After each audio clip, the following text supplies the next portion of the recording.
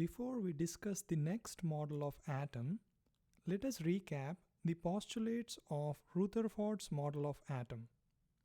According to Rutherford's model of atom, all the positively charged particles and most of the mass of an atom is concentrated in a tiny region in the center of the atom. He called this tiny region inside the atom as nucleus. 2.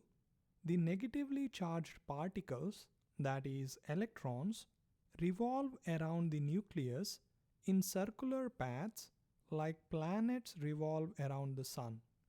The electrostatic force of attraction between the positively charged protons and the negatively charged electron holds an atom together. In this slide, we will discuss the limitations of Rutherford's model. Even though Rutherford's model of atom is based on experimental observations, it failed to explain the following. 1. It failed to explain the stability of an atom. Rutherford proposed that the negatively charged electrons revolve around the nucleus consisting of positively charged protons. According to classical laws of electromagnetism, when a charged particle like electron revolves around positively charged nucleus, it should continuously lose energy and spiral down into the nucleus. This would completely destroy the atom as we see it. Obviously, this is not happening. That is, the atoms around us are stable. Therefore, the Rutherford's model of atom could not explain why the atoms are stable. 2.